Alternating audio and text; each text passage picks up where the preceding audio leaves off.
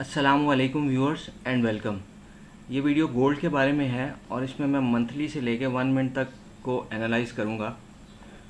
तो मंथली में हम देखते हैं तो ये अपने हाइस के करीब ही है, बल्कि हाई से ऊपर ही है। हिस्टोरिकल हाई तो इसका बहुत ऊपर का है, 70s में आलमोस्ट 4000 से भी ऊपर का था, जो इस वक्त 2300 प्राइस नज़र आ रही है।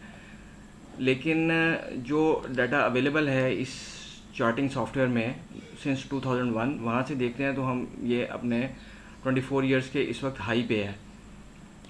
तो लास्ट मंथ की जो कैंडल है ये डोजी भी है और इनसाइड कैंडल भी है, और उससे दो प्रीवियस मंथ्स की कैंडल को हम देखते हैं तो लॉन्ग अपर शेडोज़ हैं दोनों कैंडल्स में, दोनों मंथ्स में।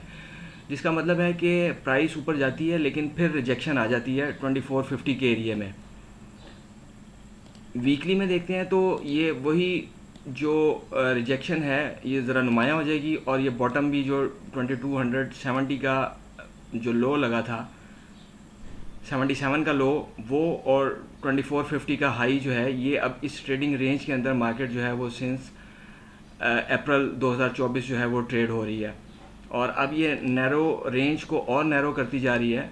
ये 2450 का हाई और 2277 का लो, इसके करीब मार्केट आती है तो बायर्स इंटरवीन हो जाते हैं, और रेजिस्टेंस एरिया में जाते हैं तो सेलर्स इंटरवीन हो जाते हैं। और साइडवेज मार्केट में ट्रेड करने का बेस्ट तरीका यही है कि सपोर्ट पे बाय किया जाए और रेजिस्टेंस पे बेच दिया जाए with strict stop loss. 4 hours में देखते हैं तो ये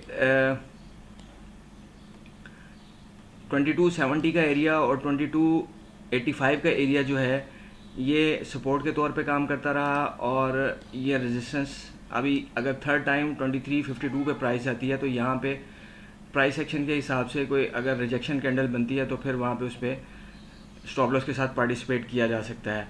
फ़िलहाल तो इस ट्रेडिंग रेंज के अंदर ही है, और ये आप देख सकते हैं कि यहाँ पे मार्केट ने सेलिंग साइड पे भी अपॉर्चुनिटीज़ देती रही रिसेंट डेज़ में, और बायर साइड पे भी कि मार्केट रेजिस्टेंस एरिया में आती है, चूँकि इस वक्त साइडवेज मूव चल रही है। और ये गेज किया जा सकता है प्राइस एक्शन से भी और इंडिकेटर्स की मदद से भी कि इस वक्त मूव की कौन सी स्टेज है। तो 1 आवर में आप देखें कि 4 टाइम एक ही प्राइस से एक ही एरिया से, ये जो 50% का एरिया भी था इसका, ये जोन होता है असल में, ये एग्जैक्ट पॉइंट नहीं होता, ये जोन होता है। बाजू का मार्केट एग्जैक्ट पॉइंट से भी गिर जाती है और बाजू का जोन से भी गिर जाती है। जब हम कॉन्फ्लुएंस देखेंगे तो ये 50% 2331 50% था, और जो 2337 जो था रेजिस्टेंस एरिया, ये जो रेजिस्टेंस लगी थी उसके बाद फिर, और उसके बाद 3 टाइम जो है मार्केट ने इस एरिया से रेजिस्ट किया, और बॉटम पे भी जो है 4 टाइम प्राइस जो 2318 का और 2320 का एरिया था उसको मार्केट ने बार बार सपोर्ट बनाया।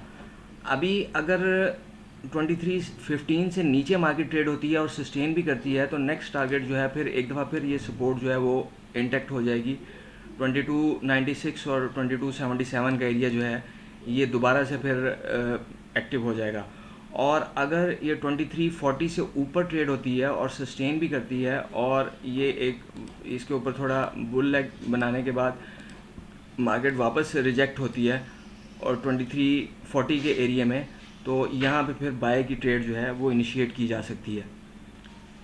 तो 15 मिनट में ये देखते हैं हम। अभी थोड़ी देर पहले ये ग्लोबेक्स जब ओपन हुआ है तो ये फॉर्मेशन बनी है और उसका ब्रेकडाउन हुआ है, और आप देख सकते हैं कि प्राइस एग्जैक्ट ब्रेकडाउन के लेवल तक उसे वापस रीटेस्ट करने के लिए गई और फिर सेलिंग प्रेशर। 1 मिनट में हम देखते हैं तो अभी थोड़ी देर पहले ये ट्रिपल टॉप और ट्रायंगल, इसका ब्रेकडाउन के बाद रिजेक्शन, और फिर जो है वो रिजेक्शन के बाद आप देख सकते हैं कि कैसे 2330 से प्राइस जो है 2327 तक जो है वो आ गई।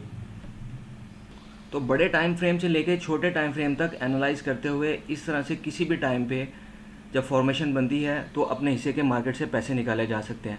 Viewers, thank you for watching the video and wish you good luck in trading.